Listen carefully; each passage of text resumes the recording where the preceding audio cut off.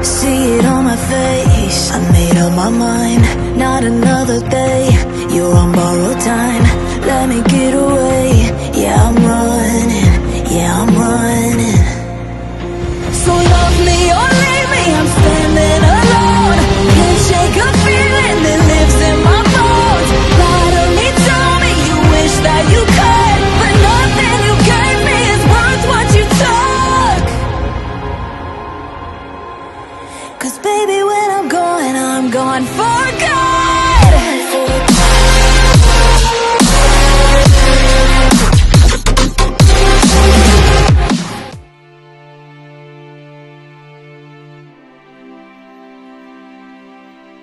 Melanjutkan dari kisah sebelumnya. Sebelumnya setelah mempertimbangkan beberapa hal, Xiaoyan akhirnya memutuskan untuk menyerahkan pil ini kepada nomor 7 di alam dewa kekacauan. Namun Xiaoyan meminta bahan lain untuk memurnikan pil Yin Yang Zimu selain buah Yin Yang. Terima kasih, ucap Xiaoyan dengan tenang. Tentu saja, Xiaoyan tidak perlu terlalu banyak basa-basi. Terkadang kata-kata sopan yang berlebihan justru terkesan palsu. Tidak masalah, belakangan ini aku berada di dunia Shanghai. Jika kau ingin bertemu, datanglah ke sana, kau bisa mencariku. Suara balasan nomor 7 terdengar jelas di telinga Xiaoyan. Kupikir untuk memurnikan pil ini butuh waktu yang cukup lama. Tak disangka kau bisa berhasil secepat ini. Suara nomor 7 kembali terdengar. Kali ini dengan nada yang seolah mengandung makna tersirat pada 4 kata terakhirnya. Aku sedang dalam kultivasi tertutup. Jika ada kesempatan, aku pasti akan datang mengunjungimu, jawab Xiaoyan dengan penuh rasa hormat. Dia selalu menjaga sikap hormat kepada orang lain, terlebih lagi kepada sosok yang berada di alam dewa kekacauan. Baginya, orang itu lebih banyak memberikan bantuan, namun sekaligus mengingatkan bahwa kewaspadaannya juga tidak boleh hilang. Meskipun Xiaoyan kini sudah memiliki kekuatan, namun dirinya sadar dia belum benar-benar kuat. Apalagi di dalam alam itu masih ada sosok sekelas raja. Jadi jalan kultivasinya masih panjang, dan setiap langkah harus ditempuh dengan penuh kehati-hatian. Oleh karena itu dia tidak memberitahu siapapun, bahkan nomor 7, bahwa tujuannya selanjutnya adalah dunia Shanghai. Di sini masih ada beberapa pesanan lain. Salah satunya adalah pil tingkat transendensi. Apakah kau mau menerimanya? Nomor 7 kembali bertanya. Kini jelas bahwa dia benar-benar mengakui kemampuan alkimia Xiaoyan. Pil tingkat transendensi adalah sesuatu yang hanya bisa dibuat oleh sedikit alkemis di seluruh 9 dunia. Bahkan para monster tua yang dikenal sebagai monster kuno pun jarang mau membuatnya kecuali dalam keadaan terpaksa. Xiaoyan terdiam lalu menundukkan kepala dengan sedikit keraguan. Bukan karena takut gagal, melainkan karena sengaja menahan diri untuk tidak langsung menerimanya. Yang dia khawatirkan bukan kesulitan pil itu, melainkan siapa sebenarnya orang yang memesannya. Jika dia salah langkah, bisa saja dia menyeret dirinya sendiri ke dalam ikatan karma yang berbahaya. Tenang saja, ini berbeda dengan pesanan Yin Yang Zimu ataupun Taisu. Jadi bukan mereka yang memesannya. Kau tidak perlu cemas. Xiaoyan tetap diam, hanya menarik nafas panjang. Baginya, siapapun yang mampu memesan pil semacam ini jelas bukan orang biasa. Dia sudah melihat terlalu banyak orang dan terlalu banyak sosok yang kuat. Melihat dari keraguan yang sempat timbul, nomor 7 langsung bisa menebak apa yang dia pikirkan. Pintar sekali, gumam nomor 7 seolah memuji kecerdikan Xiaoyan. Jika aku harus menilai kepintaran di antara 9 sosok itu, kau jelas berada di urutan pertama.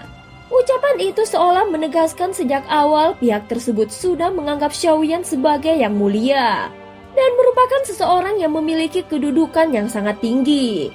Mungkin inilah alasan mengapa nomor 7 rela berkorban bahkan sampai merugikan dirinya sendiri demi membantu Xiaoyan berkali-kali. Semua itu karena status yang mulia yang begitu istimewa. Xiaoyan tidak menyangkal identitas tersebut. Baginya, meski gelar itu membawa bahaya, pada saat yang sama juga memberikan perlindungan besar. Kalau begitu, aku akan menerima pesanan ini. Akhirnya Xiaoyan memberikan jawaban tanpa keraguan. Pesanan kali ini bernama pil transformasi segalanya. Berbeda dengan pil biasa yang diminum untuk menyerap energi, pil ini diciptakan untuk tujuan ofensif maupun defensif. Begitu diaktifkan, maka di wilayah ruang manapun bahkan di dalam kehampaan, seluruh hukum dan aturan akan lenyap dalam keheningan. Pil ini tidak peduli pada tingkat kultivasi seseorang. Itu dapat membuat semuanya berubah menjadi biasa. Nomor 7 menjelaskan dengan tenang. Ketika mendengar penjelasan mengenai pil tersebut, Xiaoyan sempat tertegun. Pil yang begitu mendominasi, apakah efeknya benar-benar bisa sekuat itu? Xiaoyan bertanya dengan terkejut. Tentu saja, hanya saja pil ini tidak bisa ditargetkan pada seseorang secara khusus. Begitu diaktifkan, pengguna pil juga akan ikut menjadi biasa. Sekilas terdengar seperti pil yang tidak terkalahkan, tetapi sebenarnya tidak sesempurna itu. Jawab nomor 7 dengan tenang. Setelah terdiam sesaat, dia melanjutkan kata-katanya. Setiap orang yang masuk ke dalam jangkauan pil ini, siapapun mereka, akan dipaksa turun menjadi biasa. Namun saat digunakan dalam pertarungan, hasilnya tetap setara. Biasa melawan biasa, jadi tidak ada keuntungan yang mutlak. Karena itulah meski pil ini terdengar hebat, sebenarnya tidak banyak yang mau memurnikannya. Atau lebih tepatnya hampir tidak ada yang mampu memurnikannya. Bahkan aku yang menyebut diri sebagai pedagang lintas dunia, merasa malu tidak bisa memurnikannya. Jika saja semua bahan ada, pil ini tidak akan terlupakan begitu saja. Nomor 7 sempat terdiam lalu melanjutkan kata-katanya lagi. Pil ini memang unik dan aneh. Mungkin saja ada metode penggunaannya yang belum diketahui. Mendengar ini, Xiaoyan berpikir di dalam hatinya. Semua orang yang masuk ke dalam pengaruhnya akan berubah menjadi biasa. Betapa mendominasi kekuatan semacam itu. Namun efeknya tidak sejelas pil Yin Yang Zimu yang lebih langsung. Lalu apa imbalannya untuk pil ini? Tanya Xiaoyan dengan tegas. Benih asal, jawab nomor 7 dengan singkat. Xiaoyan langsung mengerinyit. Nama itu belum pernah dia dengar. Hanya itu saja imbalannya? Tanya Xiaoyan dengan penuh keheranan. Benih asal itu sesuatu yang sangat langka. Benih itu bukanlah benda biasa. Dia adalah wujud dari kehidupan itu sendiri. Di dalamnya tersimpan kemungkinan lahirnya segala sesuatu. Bisa menjadi manusia, bisa menjadi benda, bisa menjadi makhluk lain. Semuanya tergantung keyakinan dan imajinasi pemiliknya. Setelah dipupuk dengan energi hingga matang, dia akan berkembang menjadi kenyataan. Xiaoyan langsung tercengang setelah mendengarnya.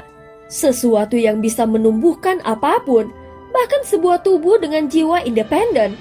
Sama seperti darah leluhur klan Yuanzhen yang bisa melahirkan tubuh berkesadaran penuh. Pikirannya langsung terhubung pada dilema yang baru-baru ini mengusiknya. Dia sempat khawatir tentang hubungan dengan Ye Beijing. Jika dia sampai benar-benar mengikat nasib dengan Ye Beijing dan melahirkan seorang anak klan Yuanzhen, maka garis takdir mereka akan selamanya terjalin erat, penuh keterikatan dan kerumitan yang tidak mungkin diputuskan. Perempuan itu tidak sesederhana yang terlihat. Rahasianya jauh lebih dalam dan aku tidak ingin terjelat terlalu jauh. Xiaoyan berpikir di dalam hatinya. Baiklah, pil ini akan kumurnikan. Akhirnya Xiaoyan mengangguk setuju. Meski di dalam hatinya masih menyisakan keraguan. Tapi masih ada satu masalah. Untuk memurnikan pil ini, dibutuhkan lebih dari 10.000 bunga cueli. Saat ini aku hanya memiliki belasan saja. Kalau kau terburu-buru, aku akan berusaha mengumpulkannya lebih cepat lalu menyerahkannya padamu. Maaf, kecepatan pengumpulan bahan memang sangat lambat. Nomor 7 menjawab dengan lembut. Tidak masalah, bahan lain bisa kau berikan padaku terlebih dahulu. Untuk jumlah yang kurang, aku akan memikirkan cara lain. Setelah mengatakannya, Xiaoyan menarik nafas panjang. Jika aku benar-benar bisa mendapatkan benih asal ini, maka salah satu masalah terbesarku akan terselesaikan. Benih itu bahkan bisa membuat darah leluhur klan Yuansen berkembang lebih jauh. Bagi klan Yuansen ini akan menjadi pertolongan yang sangat besar.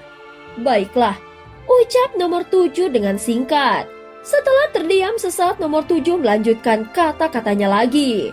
Untuk bahan pil Yin Yang Zimu, mungkin kau harus menunggu beberapa dekade lagi. Setelah pil ini selesai dibuat dan kuserahkan kepada pemesan aslinya, imbalan yang kudapat darinya akan langsung kuberikan padamu. Ucap nomor 7. Terima kasih, jawab Xiaoyan sambil menutup percakapan. Pertemuan itu pun berakhir di sini dan sesaat kemudian keduanya menghilang dari platform. Kembali ke dunia nyata, Xiaoyan menunduk menatap giok suyu di tangannya. Untuk memasuki alam dewa kekacauan, sepertinya memang diperlukan sebuah media seperti pertemuan barusan. Sedangkan untuk pertemuan sebelumnya bersama sang pemusnah, itu menggunakan media topeng. Dia juga merasa ada yang aneh. Bagaimanapun belakangan ini, pertemuan seperti itu mulai sering terjadi.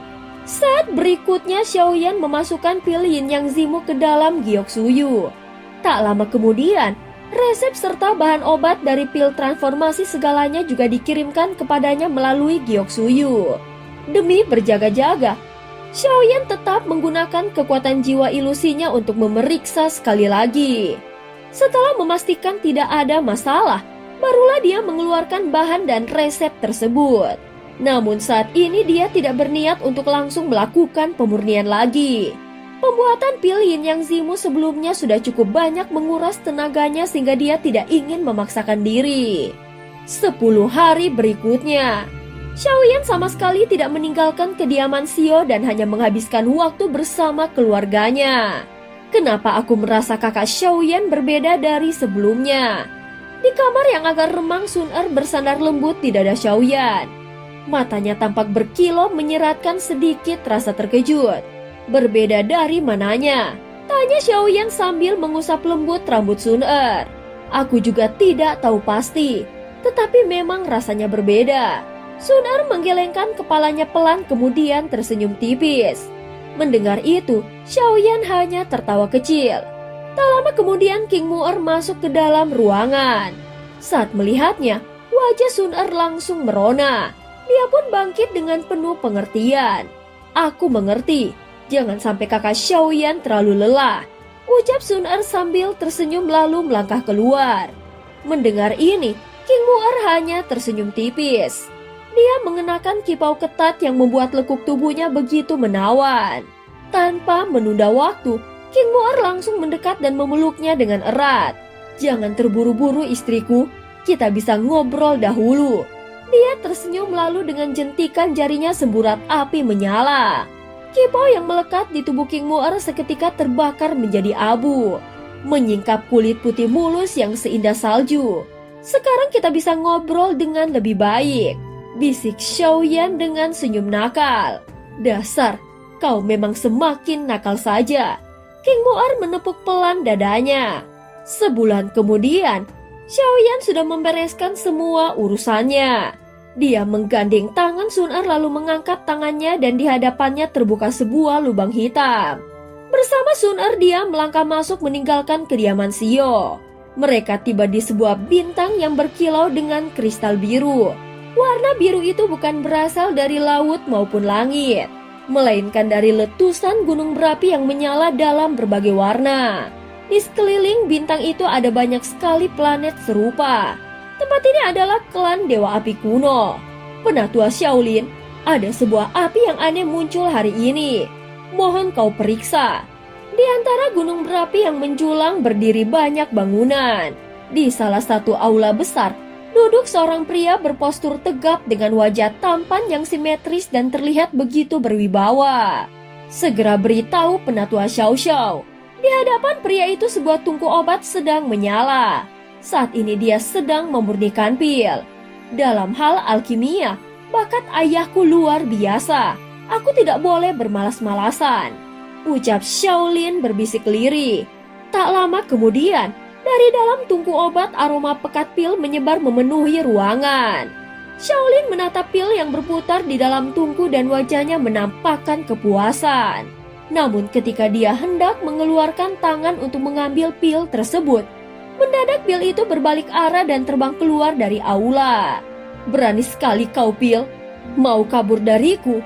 Dengan sekali langkah, Xiaolin menjentikan jarinya mengarahkan kekuatan tanpa henti untuk mengejar pil yang terbang menjauh. Namun tepat ketika jarinya hampir menyentuh pil tersebut, sebuah tangan tiba-tiba muncul. Tangan itu dengan mudah meraih pil yang melarikan diri dan menggenggamnya di telapak tangannya. Xiaolin tertegun sejenak lalu buru-buru mendongak. Seketika wajahnya berubah dari terkejut menjadi penuh kegembiraan hingga akhirnya berlinang air mata. "Ayah, ibu!"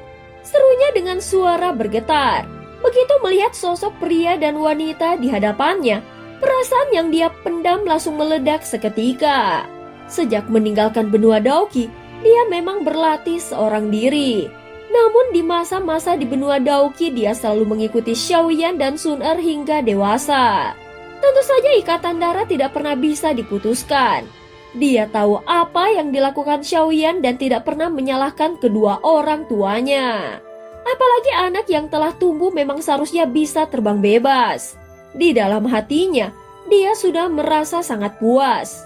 "Anakku," Xiaoyan berbisik lalu merangkulnya erat.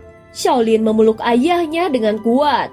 Kemudian beralih memeluk Sun Er lebih lama seolah tidak rela berpisah dengannya. "Kau memeluk ibu lebih lama daripada ayah. Apa kau tidak suka dengan ayahmu?" Xiaoyan pura-pura marah lalu tertawa sambil menggelengkan kepalanya. Saat menatap anaknya, dia seolah melihat bayangan dirinya sendiri di masa muda. "Jangan bercanda dengan anakmu sendiri," Sun Er menegur dengan lembut. "Oh iya Xiaolin, di manakah kamu Xiao Xiao?" Xiaoyan tertawa kecil setelah mengatakannya. Meski kini usianya sudah tidak muda lagi, bahkan bisa disebut monster tua, namun di hadapan ayah dan ibunya dia tetaplah seorang anak. Di dalam hatinya Sun Er merasa sangat bahagia. Di aliran panjang waktu kuno ini, dia masih bisa melihat anaknya dan anaknya pun masih bisa bertemu dengan orang tuanya. Xiao Xiao sering berlatih di dalam pengasingan. "Ayo, aku akan membawa ayah dan ibu menemuinya." Dia pasti sangat senang. Namun baru saja mereka melangkah di wilayah klan Dewa Api Kuno, tiba-tiba aura kuat mengunci Xiaoyan. "Berani sekali orang luar menerobos klan Dewa Api Kunoku." Suara berat terdengar dari langit. Seketika cahaya api berwarna hijau jatuh dari langit dan menghantam ke arah Xiaoyan. Namun ketika api itu hampir menyentuhnya, tiba-tiba api tersebut berhenti lalu menjadi jinak di hadapan Xiaoyan. Sudah lama tidak bertemu Xiaoyan. Sosok seorang pria berambut putih muncul dan kekuatannya memancar menekan seisi langit. Xiaoyan mendongak lalu membungkuk penuh hormat. Dia tahu di masa lalu ketika benua Daoqi berada di puncak kejayaan aliansi dewa, dia merupakan salah satu sosok penguasa klan Dewa Api Kuno yang pernah turun tangan menyelamatkannya. "Sudah kuduga itu dirimu. Kau sudah setua ini, masih saja tidak tahu sopan santun." Tetua itu langsung mendengus dingin. "Bahkan kekuatan anak-anakmu sekarang sudah melampaui diriku. Tetapi di sini tetap aku yang berkuasa." Rambut putihnya tergerai, wajah dingin dan tatapannya tajam pada Xiaoyan. Namun Xiaoyan hanya tersenyum. Dia tahu tetua itu tidak benar-benar marah, melainkan hanya menggoda dan menagih sesuatu. "Aku hanya ingin segera bertemu anak-anakku setelah sekian lama terpisah. Setelah itu tentu saja aku akan minum teh bersamamu," ucap Xiaoyan. "Hah, omong kosong. Dasar bocah yang tidak tahu aturan. Cepatlah pergi." Tetua ini membentak, tetapi jelas-jelas senyumannya sudah tidak bisa disembunyikan lagi. Xiaoyan pun tertawa melihat kelakuannya. Dia segera mengangkat tangannya. Seketika lautan api menyebar menutupi seluruh wilayah klan Dewa Api Kuno. Bersamaan dengan itu, dia menyalurkan jantung apinya membuat semua tempat pembiakan api di klan itu melahirkan nyala api dengan berbagai makna. Hadiah agung ini membuat tetua berambut putih itu akhirnya menghela nafas dan amarah pura-puranya pun mereda. "Baiklah, kalau begitu, nanti kau harus menemaniku minum teh sampai puas." Wajahnya kini menampakkan senyuman tipis, meski dia tetap bergumam lirih. Jangan lupa bocah, tanpa diriku, kau tidak akan jadi seperti sekarang. Ucap orang tua itu sambil tersenyum. Dan cerita pun berakhir. Terima kasih udah dengerin Mihu dari awal sampai akhir ya. Sampai jumpa.